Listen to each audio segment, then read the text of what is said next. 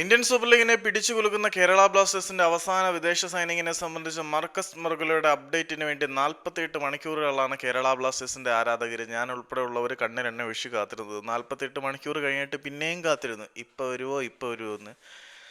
ഒരു വെളുപ്പിനെ 3 മണി വരെയൊക്കെ നോക്കിയിരുന്നു, ഇനി വരുവോ. അപ്ഡേറ്റും വന്നില്ല, ജ്യോതിയും വന്നില്ല, ഒരു കിണ്ടിയും വന്നില്ല.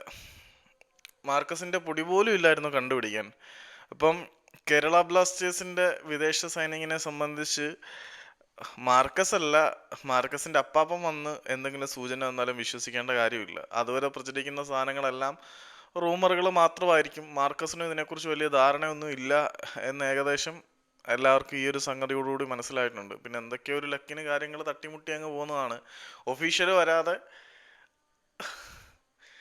ഒഫീഷ്യൽ വരാതെ കേരള ബ്ലാസ്റ്റേഴ്സിന്റെ കാര്യത്തിൽ ഒന്നും വിശ്വസിക്കാൻ പറ്റത്തില്ല. കാരണം കരോലിസ് കിങ്സ് അത്രമാത്രം ബിഹൈൻഡ് ദ കർട്ടനിലൂടെയാണ് കാര്യങ്ങൾ നീക്കിക്കൊണ്ടിരിക്കുന്നത്. അതുവരെ വരുന്ന റൂമറുകളെ നമുക്ക് ഇങ്ങനെ പടച്ചു വിട്ടുകൊണ്ടിരിക്കാം എന്നല്ലാതെ അതിൽ കൂടുതൽ മാറ്റമൊന്നുമില്ല. ഏതായാലും മാർക്കസിന്റെ പേജിന്റെ അടിയിൽ അല്ലെങ്കിൽ മാർക്കസിനെ സംബന്ധിച്ച് ട്രോളുകളും പൊങ്കാലകളും ഒക്കെ നിറങ്ങി തുടങ്ങിയിട്ടുണ്ട്. ബ്ലാസ്റ്റേഴ്സ് അങ്ങനെ അതൊരു തൊടാൻ പറ്റാത്ത ഇല്ലസൈനബിൾ വേൾഡ് ആണ്. അവിടെ എന്താ നടക്കുന്നതെന്ന് ആർക്കും അറിയാൻ പറ്റത്തില്ല. ഒരു അധോലോകം പോലെയാണ്. നല്ലത് വരും എന്ന് കരുതി കാത്തിരിക്കാം എന്നല്ലാതെ